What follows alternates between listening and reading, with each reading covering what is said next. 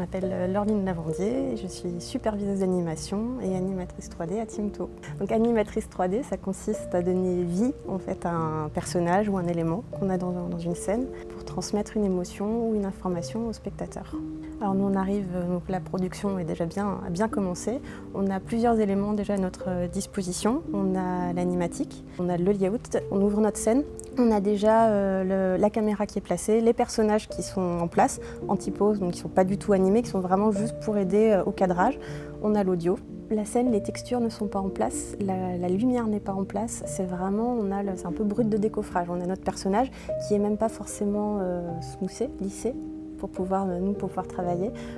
Il n'a pas forcément ces textures, on peut les afficher, mais des fois même en conditions de travail, on n'a pas forcément besoin que le personnage soit complètement lisse, rendu terminé. Donc on a encore une scène un peu brute de décoffrage qu'on va envoyer ensuite, qui va partir en fonction des prods, soit le lighting pour placer les différents éclairs. Au début, on se sert vraiment de l'animatique qui raconte l'histoire, qui nous donne beaucoup d'informations. Les voix sont déjà enregistrées et en fait, en écoutant les voix, la tonalité, l'intonation, on comprend l'état d'esprit, on sait vers quoi on doit aller, quel est l'état d'esprit du personnage.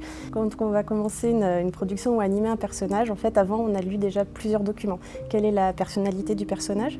Est-ce qu'il est plutôt timide, réservé, plutôt excentrique, plutôt quel est son âge? Donc pour ça, on a ce qu'on appelle une bible, c'est toute une documentation en fait pour nous aider à cerner au mieux le personnage. Ça va dépendre aussi du style d'anime qu'on va vouloir. Est-ce que c'est plutôt cartoon, plutôt réaliste? Est-ce que les quotas? Combien de secondes jour on doit produire? Tout ça, ça va déterminer la finesse de l'animation à avoir. Ensuite, on ouvre la scène, on a le personnage qu'on appelle anti-pose, qui est vraiment bras écartés, complètement neutre, placé dans la scène. Et c'est là où en fait, on va commencer à l'articuler. Un autre département aussi avant, le rig, nous a permis, c'est comme un squelette, en fait, va nous permettre de pouvoir l'articuler vraiment comme on veut. On a différents contrôleurs qu'on va pouvoir utiliser pour bouger le personnage dans l'espace. On a aussi des petits scripts qui vont nous permettre de pouvoir aller un petit peu plus vite. Si on a déjà une pause, on va pouvoir l'appliquer. Et alors après, en termes de technique d'anime, soit en fonction du plan recherché, soit on va être très pause to pause, on va dire une pause A, une pause B. On va les travailler et puis après comment on va passer de l'un à l'autre, là après on rentre dans différentes règles d'anime ou alors non, on part vraiment d'un élément A, on anime jusqu'au bout. C'est vraiment deux méthodes de travail complètement différentes qui ont leurs avantages ou leurs inconvénients. Alors en animation, c'est l'animateur qui décide où le spectateur doit regarder.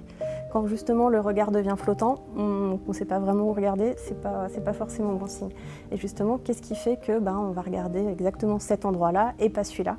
Ça va être le mouvement ou pas. Donc, par exemple, deux personnages qui sont en train de parler, il y en a un qui est en train de parler, donc on le regarde, l'autre va prendre la parole. Si l'autre ne bouge pas, qu'on commence à le faire bouger qu'au moment où il parle, le temps en fait que notre œil se détache du personnage principal pour aller sur l'autre, on perd du temps, on perd l'information.